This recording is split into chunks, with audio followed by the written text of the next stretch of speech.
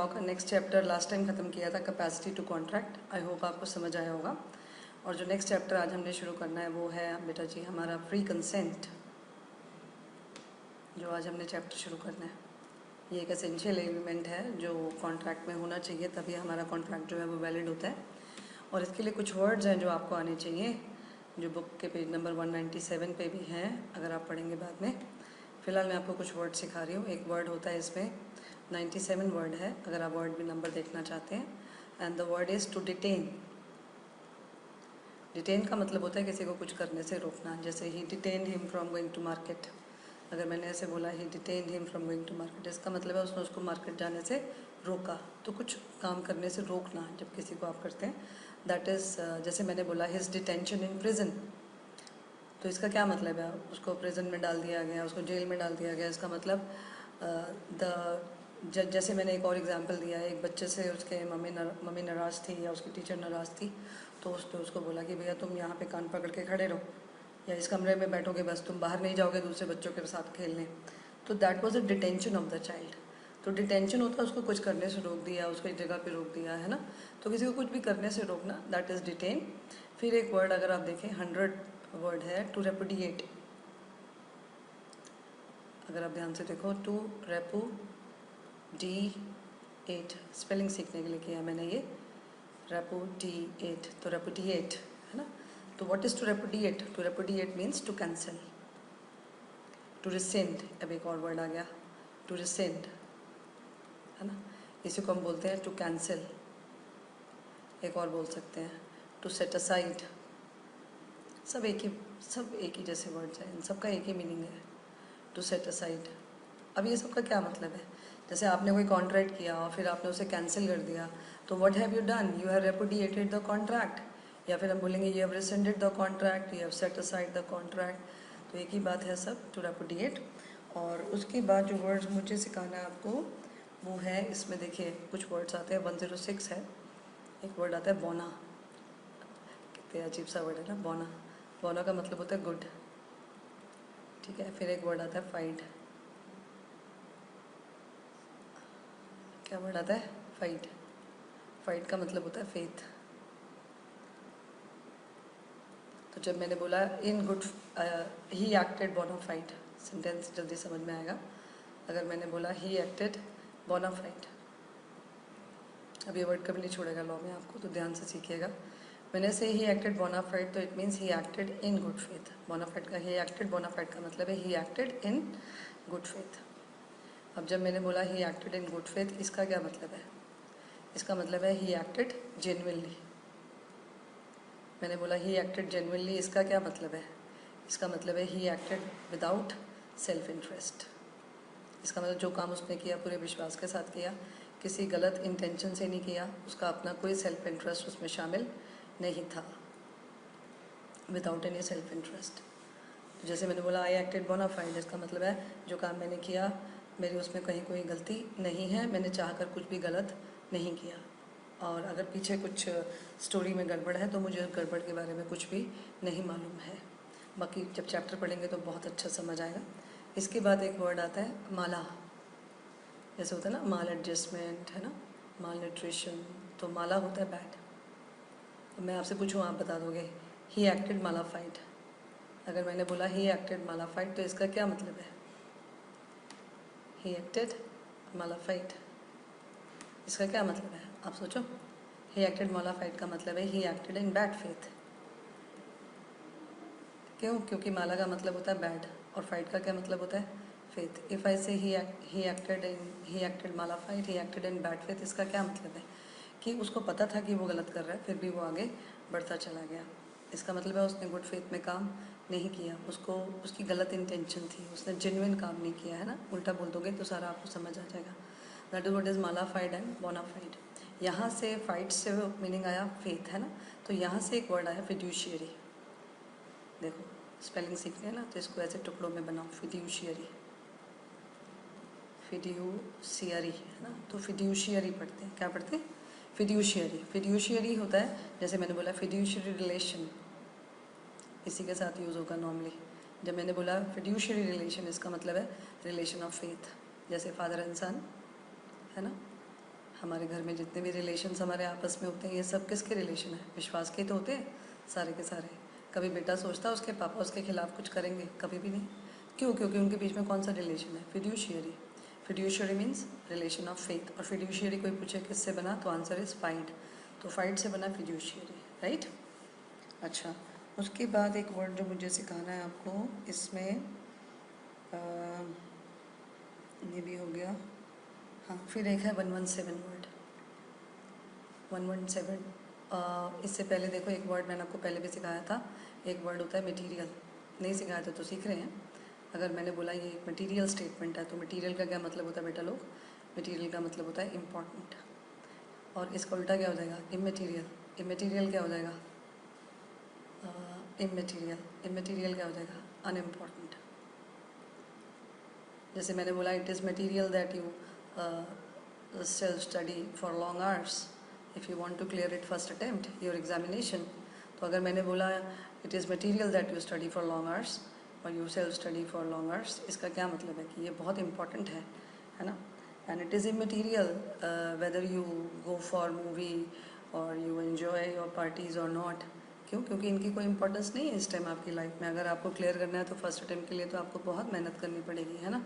तो इमटेरियल उसका उल्टा हो गया। तो अनमटेरियल ये सबसे नहीं बनता है। कैसे बनता है? Immaterial, that means unimportant. जब कोई चीज़ इंपॉर्टेंट नहीं है, जैसे मम्मा ने बोला don't quarrel over immaterial things, है ना, कि बेकार की बातें अनइम्पॉर्टेंट बातों के ऊपर झगड़ा नहीं किया करो, दैट वे। तो material and immaterial very important words. और कागज़ भी एक मटेरियल होता है, लेकिन लॉ में मटेरियल का क्या मतलब होता है? Important, right. अब देखिए एक 117 वर्ड आता है। 117 वर्ड है पफिंग स्टेटमेंट। पफिंग स्टेटमेंट होता है इमटेरियल स्टेटमेंट। एग्जाम्पल से बहुत अच्छा समझ आएगा, ध्यान से सुनिएगा। फिर चैप्टर में फिर से आएगा ये वर्ड, तब और क्लियर हो जाएगा। पफिंग स्टेटमेंट होता है जस्ट आप अपना ओपिनियन दे रहे हैं किसी को, अगर अपना अपना ख्याल दे रहे हैं आप, तो उसको हम क्या बोलते हैं? Puffing statement. जैसे मैंने बोला अभी जिस कमरे में आप बैठे हैं वो कमरा कैसा है? हमारे यहाँ पे जो आप कमरे में बैठे हैं, सपोज़ किसी से कहा मैंने, तो उन्होंने बोला जी अच्छा है, किसी ने बोला बहुत अच्छा है, किसी ने बोला ठीक है। तो ये सबका अपना अपना ख्याल है, अगर आप ध्यान से सोचें, है ना। इसकी कोई इंपॉर्टेंस नहीं है। तो ये क्या है? पफिंग स्टेटमेंट है। जैसे मैंने बोला जी आपके खेतों में कितना फसल उग जाता है? कहते जी बहुत अच्छा उग जाता है जी, बहुत अच्छा लगता है हमें। ये एक पफिंग स्टेटमेंट है, इसका कोई सेंस नहीं है। क्योंकि जो वर्ड्स आपने यूज़ किए हैं जी, बहुत अच्छा फसल उग जाता है, तो बहुत अच्छा का क्या डेफिनेशन होता है? किसी की नज़र में 10 क्विंटल बहुत अच्छा होगा, किसी की नज़र में 1000 क्विंटल भी अच्छा नहीं होगा। तो इसकी क्या बात करें? तो हर किसी का अपना अपना ख्याल होता है। जैसे उस कमरे को लेके किसी को अच्छा लगा, किसी को बहुत अच्छा लगा, किसी को ठीक ही लगा। सोचिए, तो वो बातें जो जो लोग अपने ख्याल के ज़रिए बताते हैं, जैसे किसी ने शर्ट पहना हुआ है, वाह क्या बढ़िया लग रहे हो, आज तो आप बड़े स्मार्ट लग रहे हो, ये क्या है? ये एक पफिंग स्टेटमेंट है। वो अपना ख्याल पेश कर रहे हैं, ये मटेरियल स्टेटमेंट नहीं है। इसका मतलब है जो पफिंग स्टेटमेंट होता है वो क्या होता है? वो इमटेरियल होता है। पफिंग स्टेटमेंट के बेसिस पे हम किसी के साथ कोई कॉन्ट्रैक्ट नहीं कर सकते, क्योंकि उसकी कोई सेंस ही नहीं है जो बातें वो कर रहा है। अगर कोई बोले जी मेरे खेत में बहुत ज़्यादा अच्छा फसल हो जाता है, तो ये एक पफिंग स्टेटमेंट है। और कल को हम बोले जी ये तो बहुत अच्छा नहीं हुआ, बोले जी मेरे नज़र में तो यही बहुत अच्छा है जो हुआ, अब आप क्या करोगे? तो गलती तो आपसे हुई है जब उसने कहा कि जी बहुत अच्छा होता है और आप उस पर विश्वास करके पता नहीं क्या क्या समझ बैठे और आपने उसका खेत परचेज़ कर लिया, उसके फार्म्स परचेज़ कर लिया और फिर बाद में आप परेशान हो रहे हैं। तो गलती तो आपकी है, पफिंग स्टेटमेंट पे थोड़ी ना विश्वास करते हैं। जैसे एक बंदे ने ना मकान किराए पे लिया और मकान मालिक को बोला जी आपका घर अच्छा है ना जी, मुझे किराए पर लेना है। तो मकान मालिक ने बोला ऐसा है भाजी 10 सीढ़ियाँ हैं, चढ़ के देख लो। भाई मेरी नज़र में तो बहुत अच्छा है। बोले बस अच्छा है ना जी बहुत? बोले हाँ जी बहुत अच्छा है। चलिए ठीक है। उसने एडवांस दे दिया किराए का और फिर उसके वहाँ रहने आ गया। अब जब रहने आया तो दीवार में जहाँ के लेंटर लगाते हैं ना, वहाँ छेद छेद हो रखे हैं। और जो वो होता है ना आपका कहीं कोई शीशा था उसमें क्रैक आ रखा है, कोई दरवाजे हैं तो उसमें जो लैच होती है कुंडी वो लगी नहीं हुई है, टूटा हुआ है कुछ, ऐसे करके कुछ प्रॉब्लम है छोटी छोटी। नलके का नलका है तो बंद ही नहीं होता, थोड़ा थोड़ा पानी गिरता रहता है। तो उसने मकान मालिक को बुलाया, कहते जी आप तो कहते थे मकान बहुत अच्छा है। तो मकान मालिक मकान को देख के कहता है अच्छा ही तो है, इतना तो बढ़िया है। अब ये क्या है आप बता दो? ये सब पफिंग स्टेटमेंट्स होती हैं, है ना, जिसमें वो अपने ख्याल से जी रहा है और दूसरा वाला अपने ख्याल से जी रहा है। जो किराएदार था उसको छोटी छोटी प्रॉब्लम्स ही इतनी बड़ी बड़ी लग रही थी, और जो मकान मालिक था उसको छोटी छोटी प्रॉब्लम्स नज़र ही नहीं आ रही थी। तो दोनों का अपना अपना नज़रिया हो जाता है। तो नज़रिए के बेसिस पे अब वो बोलेगी जी आप तो धोखा दे दिया आपने मुझे, आप तो चोर हो, आप तो दगाबाज हो। तो क्या वो मकान मालिक धोखा दिया, क्या वो मकान मालिक ने दगा किया? तो आंसर इज़ नो, उसने ऐसा कुछ नहीं किया, क्योंकि इसकी पफिंग स्टेटमेंट थी, एक ओपिनियन था उसका जिस पे आपने विश्वास कर लिया। तो गलती आपसे हो रही है, आपको किसी की पफिंग स्टेटमेंट पे कोई विश्वास नहीं करना चाहिए, right? That is what is puffing statement. उसके बाद जो वर्ड मुझे सिखाना है, एक है 121, अगर आप वर्ड देखें, दैट इज़ कन्नाइवेंस। एक वर्ड आता है टू कन्नाइव एट, कन्नाइवेंस इसी से बना है। जब हम बोलते हैं टू कन्नाइव एट, इसका मतलब है किसी की हाँ में हाँ मिलाना लेकिन चुप रहकर, है ना? इसका मतलब है साइलेंट यस, चुप रहकर हामी भरना। जब आप किसी के लिए यस कर रहे हैं लेकिन बोल भी नहीं रहे हैं, तो आप क्या कर रहे हैं? जैसे एक बच्चे ने गलती करी और पापा ने उसे बोला तू बहुत गलतियां करता है, तो दूसरा बेटा जो जिस बेटे को वो डांट रहे थे वो बोला पापा नहीं, ऐसा आपको लग रहा है, मैं कोई गलती नहीं करता हूँ, अब भाई से पूछ लो। अब उसका भाई जो है चुप रहा, तो इसका मतलब है उसका भाई चुप रहकर पापा को कह रहा है कि हाँ पापा ये सही कह रहा है, ये गलती नहीं करता, आपको लग रहा है कि इसने गलती करी है। इसका मतलब है वो अपने भाई की गलती पे, अपने भाई की जो बात है उसको हाँ कर रहा है ना? तो he is conniving at that point the brother is telling. तो कन्नाइविंग होता है, यहाँ से एक वर्ड बनता है कन्नाइवेंस, इसी से निकला है ये वर्ड कन्नाइव से। और कन्नाइवेंस का मतलब भी यही होता है साइलेंस यस, है ना? तो जैसे एक मैनेजर है ऑफिस में और उसका एक जूनियर है, वो एक चेक बना रहा है और वो जो चेक है वो नहीं बनना चाहिए, ऑफिस का वो पैसा देना नहीं बनता है। और वो सीनियर जो है, जो मैनेजर है, वो देख रहा है कि वो बंदा जो है वो चेक बना रहा है, लेकिन वो कुछ बोलता नहीं है और वो चेक बनने देता है। देखकर भी जो है वो उसको रोक नहीं रहा है, जबकि उसकी ड्यूटी है कि उसको रोके, भाई गलत चेक क्यों बना रहा है तू, जब पेमेंट नहीं करना है ये वाला इस व्यक्ति को, तो आप चेक क्यों बना रहे हैं? लेकिन नहीं, वो कुछ नहीं बोल रहा है। अब यहाँ पे वो देख रहा है कि काम हो रहा है और फिर भी वो चुप है। इसका क्या मतलब है? वो कह रहा है कि ओके ओके बनने दो, यस और नो। तो ये फिर उसकी क्या हो जाती है? कन्नाइवेंस। तो हम बोलेंगे जी आपकी कंसेंट से हुई, तो बोलेगा नहीं मैंने तो क्या, मेरी तो बात ही नहीं हुई, इससे कंसेंट कहाँ से हो गई? तो बोलेगा देखिए जी आपकी कंसेंट नहीं है, तो आप पता तो था ना कि आपका जूनियर जो है चेक बना रहा है, और आपको पता था ना कि वो गलत चेक है, आपको पता था ना वो चेक नहीं बनना चाहिए, तो फिर आपने उसको रोका क्यों नहीं? आपने अगर उसको नहीं रोका तो आपने चुप रहकर उसका साथ दिया, और अगर आपने चुप रहकर साथ दिया तो वो आपका क्या था? कन्नाइवेंस।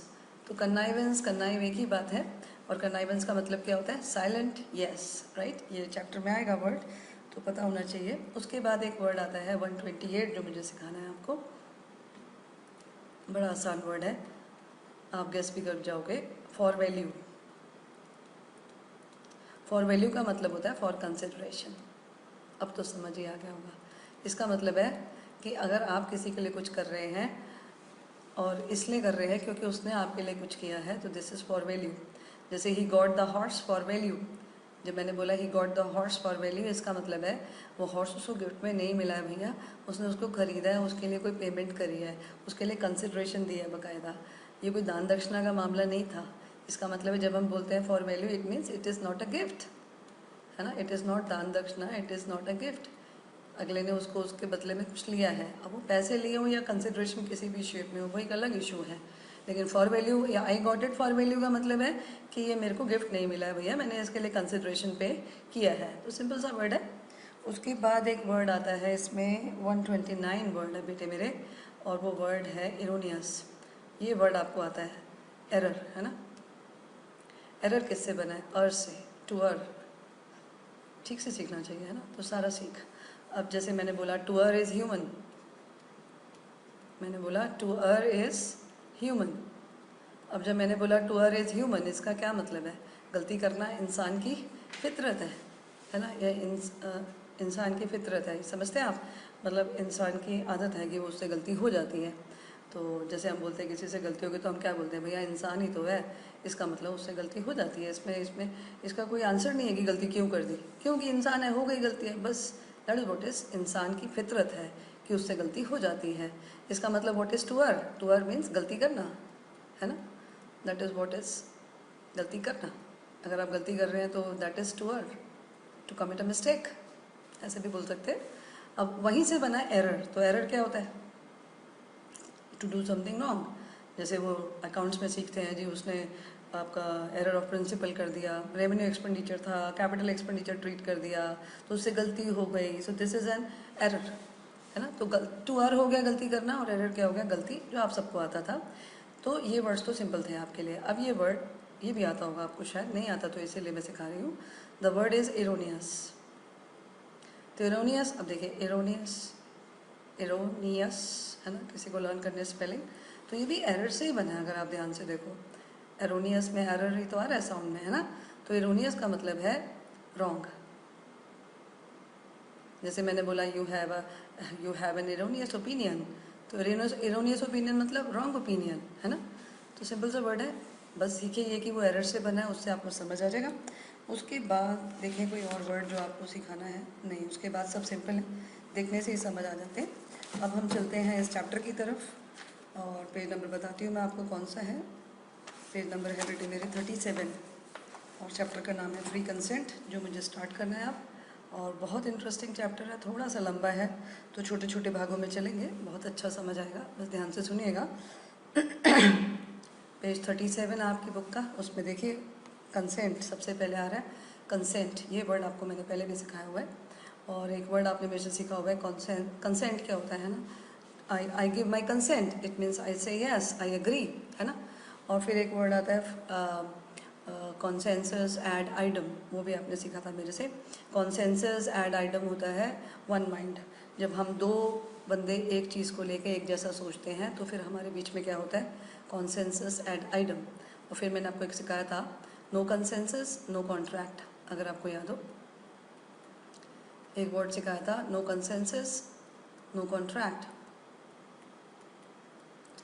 और कंसेंसस का क्या मतलब होता है, कॉन्सेंसस एड आइडम एक ही बात होती है, और इन सब का कॉन्सेंसस एड आइडम का मतलब होता है वन माइंड। जब दो बंदों की एक ही सोच चल रही हो, तो उनके बीच में क्या प्रेजेंट है, कंसेंसस।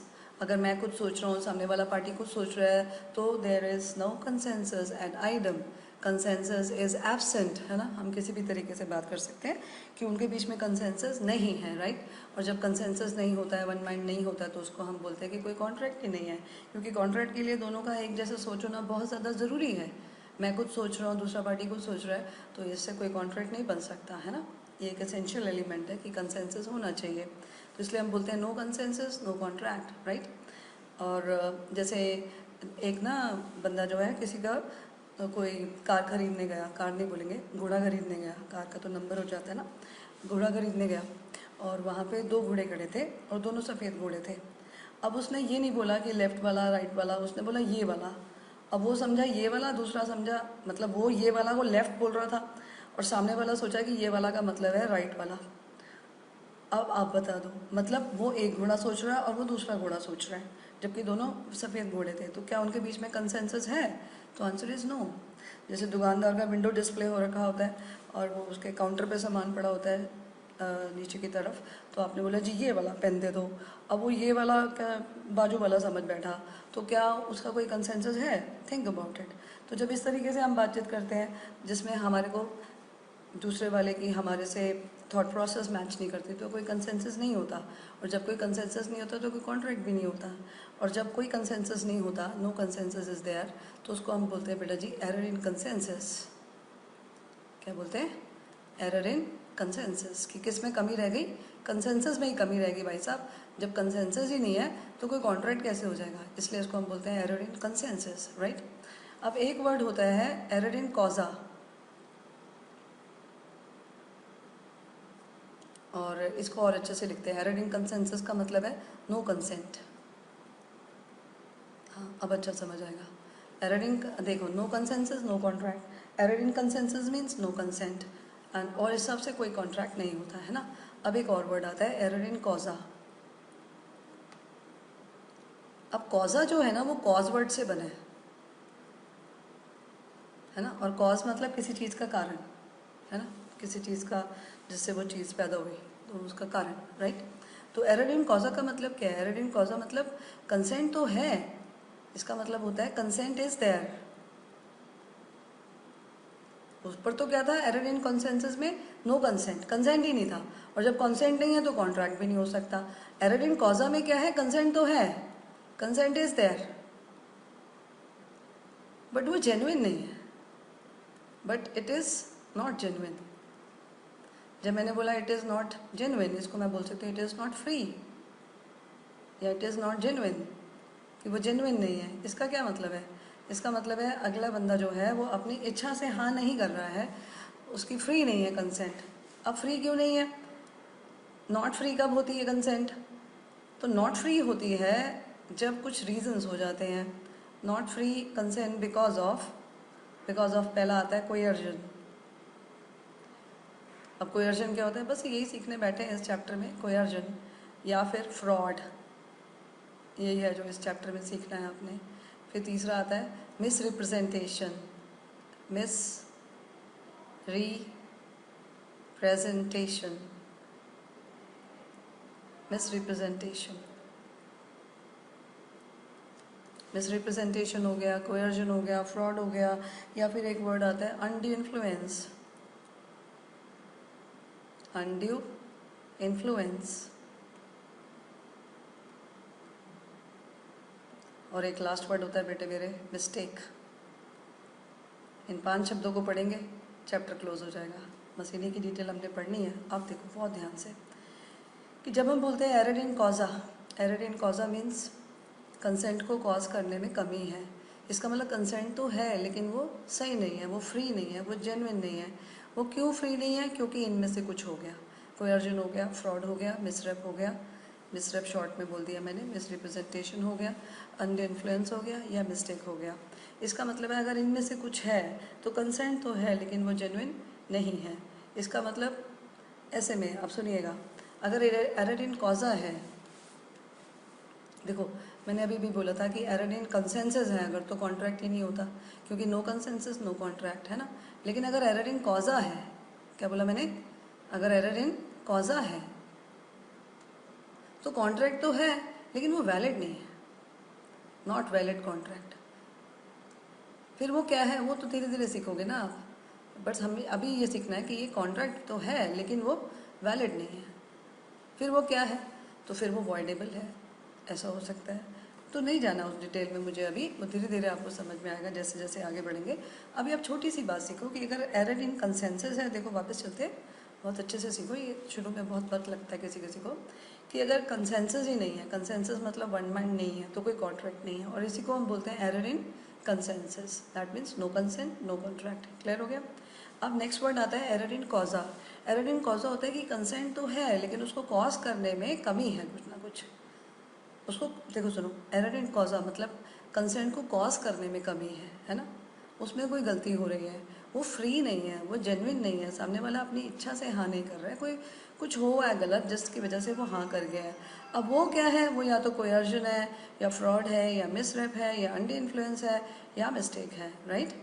और फिर मैंने बोला कि जब एरर इन कॉजा होता है तो कॉन्ट्रैक्ट होता तो है लेकिन उसमें कोई कमी होती है, इसलिए हम उसको वैलिड नहीं बोल सकते, क्योंकि वैलिड मैंने आपको बताया था वो होता है जिसमें कभी भी कोई भी कमी नहीं होती है। तो यहाँ तो कमी है ना, जब कमी है तो उसको हम क्या बोलेंगे? Error in कॉजा। और अगर अभी सीखना है, डिटेल में नहीं सीखा है अभी आपने कुछ भी, अभी बस एक ही वर्ड कि वो नॉट वैलिड कॉन्ट्रैक्ट है, राइट। अब हम चलते हैं इसमें आगे फर्स्ट पॉइंट की तरफ, एंड दैट इज़ कोयर्जन। ध्यान से देखिएगा कोयर्जन क्या होता है, क्योंकि डेफिनेशन को अगर आप सीख लोगे ना तो आपको सारा आ जाएगा। कोयर्जन की डेफिनेशन आपके सामने है, फिर भी मैं लिखूंगी क्योंकि उससे आपको बहुत अच्छा समझ आएगा। देखिए, कहता है इट इज़ कमिटिंग और threatening to commit.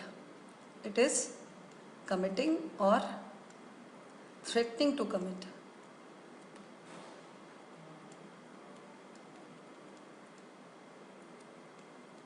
It is committing or threatening to commit. Commit what? Commit an act forbidden by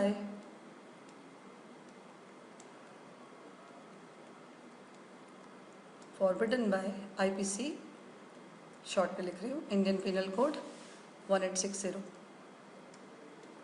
अब पहले इस टुकड़े को सीखो। जब मैंने बोला इट इज़ कमिटिंग और थ्रेटनिंग टू कमिट, मैंने बोला इट इज़ कमिटिंग और threatening to commit an act forbidden by IPC। इसका मतलब है कि कमिट होता है गलती करना और थ्रेटनिंग होता है धमकी देना। तो वो कहता है कि या तो बंदा जो है वो जो IPC 1860 इंडियन पीनल कोड ने जो एक्ट फॉरबिड किए, फॉरबिड होता है मना करना, तो जो लॉ ने इंडियन पीनल कोड ने हमारे एक्ट मना किए हैं करने को, काम मना किए हैं करने को, उन्होंने बोला है साफ साफ ये काम आपने नहीं करने हैं, वो सामने वाला बंदा वही काम कर रहा है या धमकी दे रहा है कि मैं ये काम करूँगा। ऐसे ऐसे सोचने से नहीं आता, एग्जाम्पल से आता है। जैसे एक बंदा जो है वो किसी के घर पहुँच गया और उसको बोला, जाते ही उसको ना मोला की आ रही, उसको थप्पड़ मार दिया, बड़ी ज़ोर से झापड़ मार दिया मुंह पे। तो बोले भाई साहब क्या हुआ? कहते एक और लगाऊं? बोले भाई साहब नहीं भाई साहब मुझे माफ़ करिए, आप ऐसे क्यों कर रहे हैं? तो वो बोला कि चल इस पे साइन कर, चल कागज़ पे। बोले क्या है सर ये, बताऊं तेरे को? नहीं सर बताओ मत, मैं साइन कर देता हूँ। अभी कोई अगर ऐसे गंदे तरीके से पीटेगा तो सामने वाला बंदा क्या डर जाएगा? तो फिर उसने साइन कर दिया। तो ये उसके साथ कोएर्जन हुआ है। एक और केस ले लो जिसमें एक बंदा आया किसी के घर पे, पहलवान टाइप था, और उसके यहाँ पे उसने उसने बंदूक रख दी, जो घर पे था उसके यहाँ पे उसने बंदूक रखी और बोला अपनी अपनी खैरियत चाहता है तो चल साइन कर। अब कोई ऐसे बोलेगा आपको मेरे को, तो हमको तो अपनी जान पे आ रही है भाई, तो हम क्या करेंगे? साइन कर देंगे, अरे भाई साहब अभी आप रुक जाओ, ये आज जरा दर्द हो रही है, इसको हटाओ, इससे मैं साइन भी नहीं कर पाऊँगा, इसको तो हटाओ भाई साहब। फिर उसने उसको बंदूक को हटाया तो उसको थोड़ा डर कम लगा, फिर उसने बोला चल साइन कर।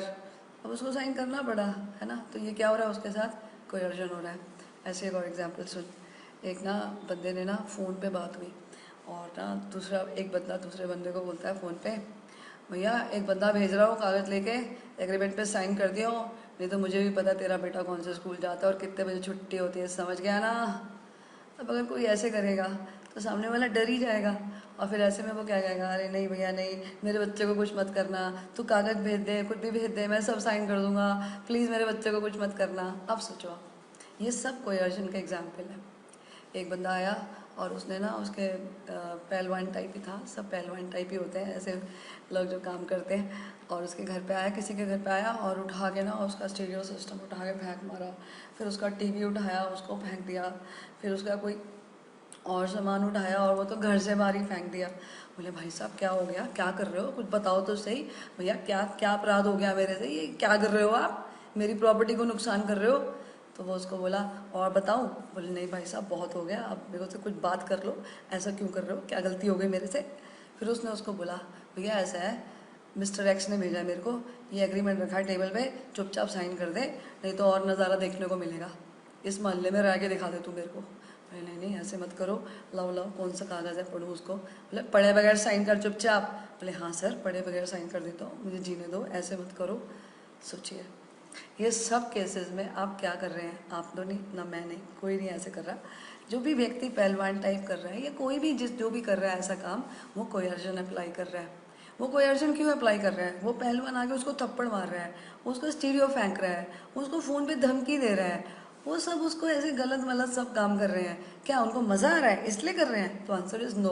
वो इसलिए नहीं कर रहे हैं, वो इसलिए कर रहे हैं ताकि सामने वाला बंदा जो एग्रीमेंट वो चाहते हैं, जो कॉन्ट्रैक्ट वो चाहते हैं उसमें एंटर करे और साइन कर दे। उसकी सिर्फ एक ही इंटेंशन है कि जो वो चाहता है बंदा जो है, वो जिसके पास वो आया गलत, जिसके साथ वो सब कोएर्जन अप्लाई हो रहा है, वो उस कॉन्ट्रैक्ट में साइन कर दे। सोचिए एक बंदे ने तो किसी के बच्चे को किडनैप कर लिया और बोला कि बेटा तेरा बेटा मेरे पास है, अब ये बच्चा तेरे को वापस तभी मिलेगा जब तू साइन कर देगा।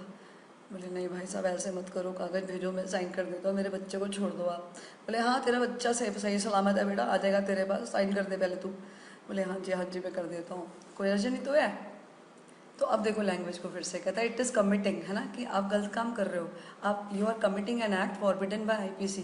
आप एक ऐसा काम कर रहे हो जो इंडियन पिनल कोड ने साफ साफ आपको मना किया है, या आप धमकी दे रहे हो। जैसे फ़ोन पे उसने बोला बेटा मुझे पता है तेरा बेटा कौन से स्कूल में जाता है, कितने बजे छुट्टी होती है, बोल समझे ना।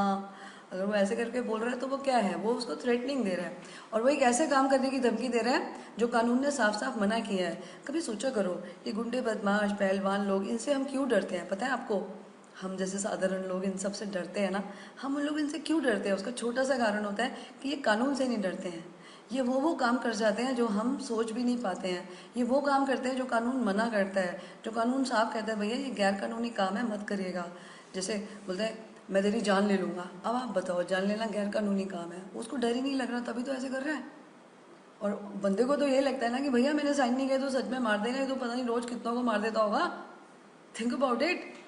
तो ऐसी सिचुएशन में कोई भी आपके साथ या मेरे साथ कुछ ऐसा करेगा तो हम तो साइन करेंगे ही ना कि भैया ये तो बहुत गलत काम कर रहा है, अपने हम ही खत्म हो जाएंगे। तो जहाँ किस काम का, इंसान को सबसे ज़्यादा खुद से प्रेम होता है, जो होना भी चाहिए। तो मैं हूँ तो जहाँ है भाई, ये तो मेरे को ही ख़त्म करने पे लगा हुआ है, या मेरे बच्चे हैं उनको डिस्टर्ब कर रहा है, या किसी जानकार को डिस्टर्ब कर रहा है, तो मुझे परेशानी नहीं होगी क्या? अब ये सब वो किस लिए कर रहा है? इसलिए नहीं कर रहा कि उसको एन्जॉयमेंट मिल रही है, वो इसलिए कर रहा है ताकि हम एक कॉन्ट्रैक्ट में एंटर करें। तो जब एक इंसान किसी के साथ गलत काम कर रहा है या उसको धमकी देता है कि मैं ये गलत काम करूँगा बेटा, मैं कानून से भी नहीं डरता, वो इसलिए कर रहा है ताकि हम कॉन्ट्रैक्ट में एंटर कर जाएं। या फिर वो हमारी प्रॉपर्टी को नुकसान पहुंचा रहा है, जैसे उसने उसका सामान फेंका, या मान लीजिए एक और स्टोरी बनाते हैं, वो उसके घर आया, उसने उसका सामान फेंका नहीं, उसको बोला देख मैं तेरे को जीने नहीं दूंगा यहाँ पे, मैं तेरे को सच बता रहा हूँ, मैं बहुत ही ऐसा इंसान हूँ, तू मेरे से डर जाएगा जब मैंने कुछ किया तो अभी मैं प्यार से बोल रहा हूँ, तेरे को सर ने कागज़ भेजा है, उस पर तू साइन कर दे, उन्होंने तेरे से पहले भी बात करी थी तब तू समझा नहीं, अब मैं तेरे को समझाने आया हूँ बेटा, अब तू साइन कर दे, नहीं तो मैं तेरे को यहाँ पर रहने नहीं दूंगा, मैं देखता हूँ तू इस मोहल्ले में रहेगा कैसे।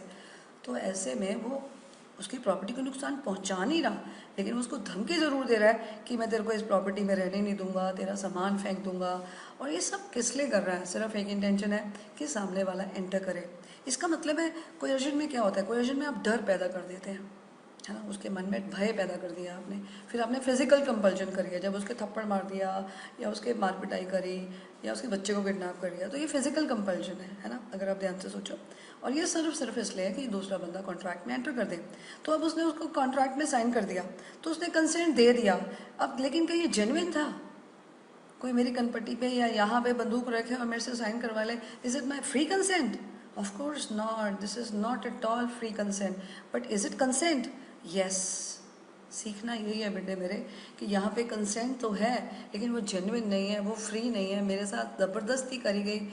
अगर मैं जज साहब के सामने जाऊँगा तो मैं क्या बोलूँगा? जज साहब अभी कोई ऐसे करेगा, आपके यहाँ पे बंदूक रखेगा तो आप भी साइन करोगे?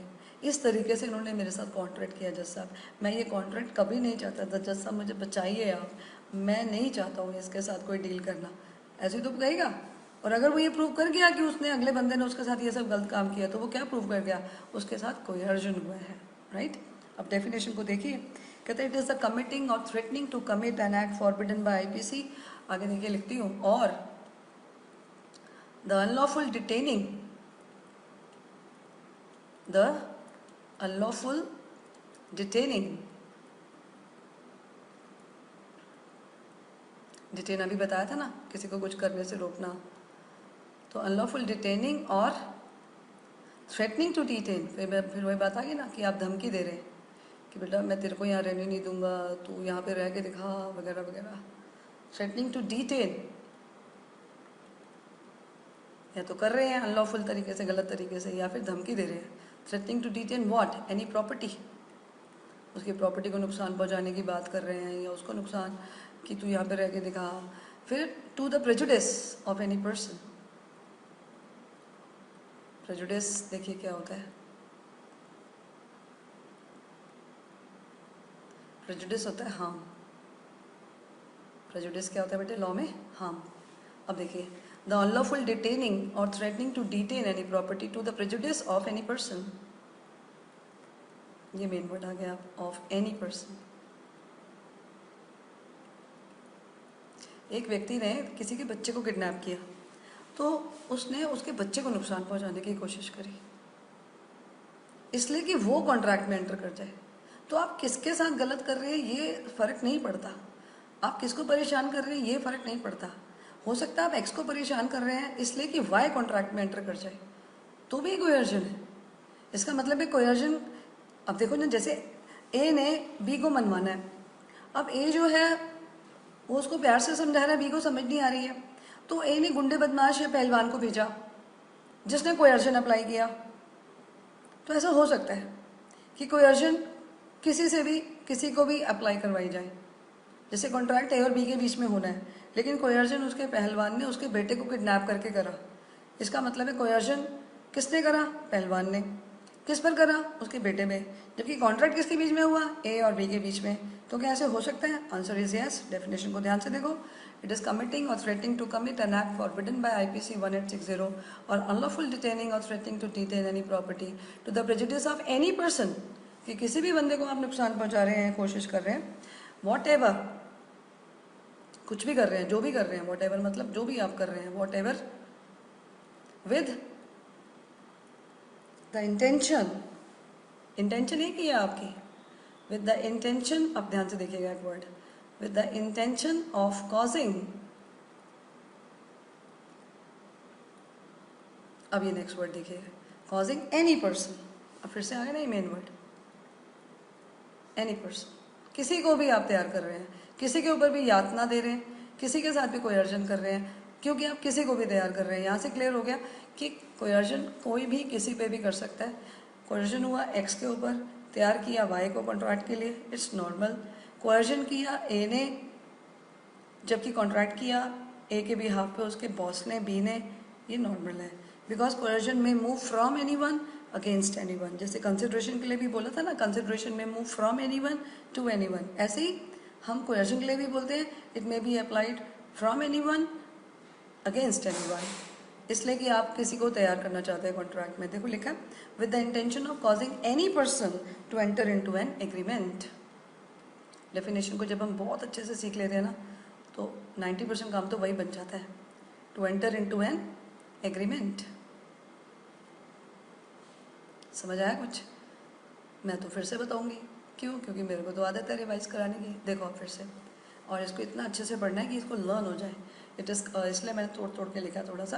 कहता है इट इज़ कमिटिंग और threatening to commit what, an act, which act forbidden by IPC 1860 और अनलॉफुल डिटेनिंग, है ना, आप रोक रहे हैं, उसकी प्रॉपर्टी का नुकसान पहुंचा रहे हैं, और थ्रेटनिंग या फिर धमकी दे रहे हैं टू डिटेन एनी प्रॉपर्टी, कि मैं तेरे को इस मकान में रहने नहीं दूंगा, to the prejudice of any person, नुकसान कर रहे हैं आप किसी बंदे का, जो भी कर रहे हैं, what ever, with the intention, intention सिर्फ एक है, of causing any person enter into an agreement.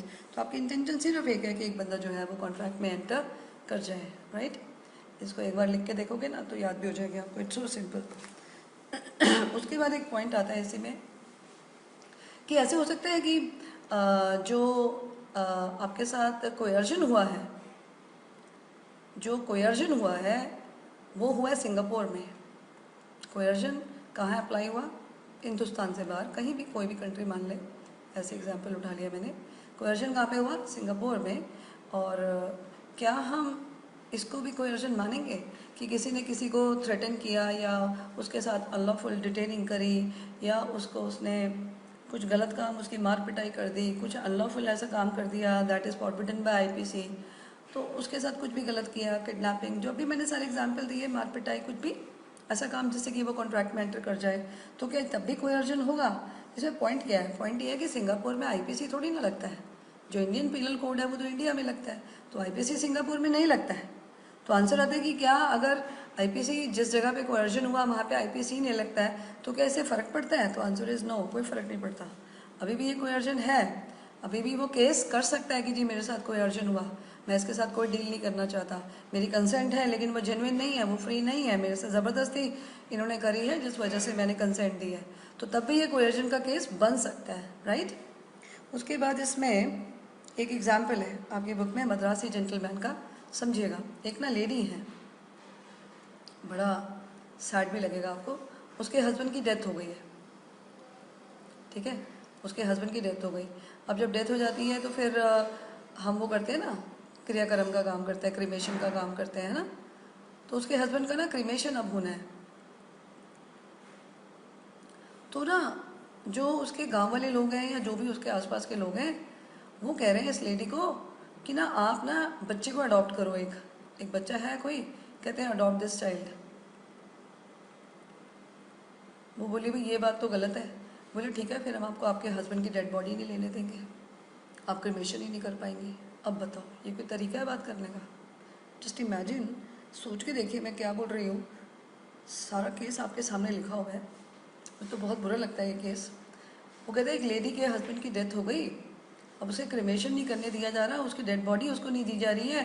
क्यों? क्योंकि उसके साथ शर्त रखी जा रही है कि ये कार्य, ये जो क्रियाक्रम है आपके हस्बैंड का, हम आपको तब करने देंगे जब आप इस बच्चे को अडॉप्ट करेंगे।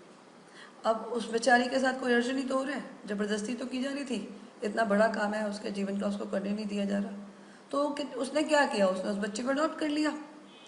अब क्या उसके साथ कोई अर्जन हुआ? तो आंसर इज यस। क्या वो कोर्ट ऑफ लॉ में जाके प्रूव करे तो कुछ हो सकता है? आंसर इज यस, वो जाए। क्या हो सकता है? वो धीरे धीरे हम चलेंगे। फिलहाल ये है कि इसके साथ कोई अर्जन हुआ है। क्यों? क्योंकि उसकी इच्छा नहीं थी, उसके साथ ज़बरदस्ती की जा रही है, इतनी बड़ी शर्त रख दी गई, वो बेचारी अपने हस्बैंड का क्रिमेशन नहीं कर पा रही है। क्यों? क्योंकि वो बच्चे को अडॉप्ट करने की शर्त लगा रहे हैं। तो उसने बच्चे को अडॉप्ट कर लिया, लेकिन ये उसके साथ क्या हुआ? कोई अर्जन, राइट। उसके बाद देखो नेक्स्ट पेज पे आ रही हूँ, पेज नंबर 37 है, बुक के हिसाब से चलेंगे। यहाँ पे वो लाइन लिखी है जो मैंने पहले बताया आपको, कहता है इट में proceed from a stranger against anybody. लिखती हूँ मैं, कहता है कोयर्जन में प्रोसीड, कहता है इट में प्रोसीड फ्रॉम अ स्ट्रेंजर, है ना। पहलवान कौन था? स्ट्रेंजर ही तो था, उसका कॉन्ट्रैक्ट से कोई लेना देना थोड़ी ना था। कहता है इट में proceed from a stranger against anybody. जब उसने बोला अगेंस्ट एनीबडी, इसका मतलब है जो साइन कर रहा है, ज़रूरी नहीं है उसके खिलाफ आपने उसको परेशान किया, उसके लिए कुछ उसकी प्रॉपर्टी को नुकसान किया, है ना, ज़रूरी नहीं है। वो किसी के लिए भी हो सकता है, जैसे उसके बेटे को टॉर्चर किया, तो ये कोयर्जन माना जाएगा। बिकॉज इट में proceed from a stranger against anybody, तो इसमें एनीबडी पे ध्यान दीजिए और स्ट्रेंजर पे ध्यान दीजिए, राइट। उसके बाद इसमें एक नेक्स्ट टॉपिक आ रहा है, अगर आप देखें, एक लड़का जो है, एक बॉय जो है, वो अपने फादर को बोलता है, पापा मैं ना सुइसाइड कर लूँगा, आप ये प्रॉपर्टी मेरे नाम पे कर दो, आपने मेरे लिए किया क्या आज तक, आप ऐसे हो, आप वैसे हो, कुछ दिया नहीं है आपने, मैं आपको सच बता रहा हूँ, आपने अगर ये काम नहीं किया तो मैं अपना आत्महत्या कर लूँगा। अब फादर हैं, कितना परेशान होंगे इस ऐसी बात सुन के, बच्चा ऐसी बात करेगा। फादर ने बोला नहीं बेटा, तू मेरा बच्चा प्यारा सा, ऐसे गलत काम मत कर।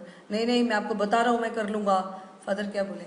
अरे भैया तू जो चाहता है मैं कर दूंगा, बोल क्या चाहता है, मैं तो बोल रहा हूँ आपको एक प्रॉपर्टी आपकी मेरे नाम पे कर दीजिए ये वाली। तो फादर बोले ओके बच्चे, तू कुछ मत कर, मैं तेरे नाम पे प्रॉपर्टी कर देता हूँ। अब मैं आपसे पूछूँ ये क्या है? ये है जो बच्चा जो है, ही इज़ गिविंग अ थ्रेट, वो अपने डैडी को धमकी दे रहा है, थ्रेट टू कमिट सुइसाइड।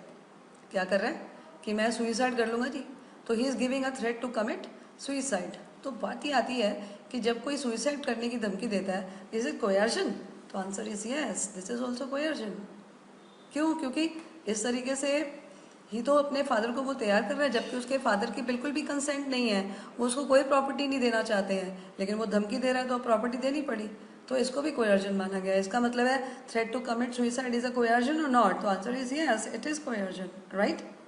उसके बाद देखिए इसमें एक वर्ड आता है ड्यूरेस, बुक में नेक्स्ट वर्ड आता है एक ड्यूरेस।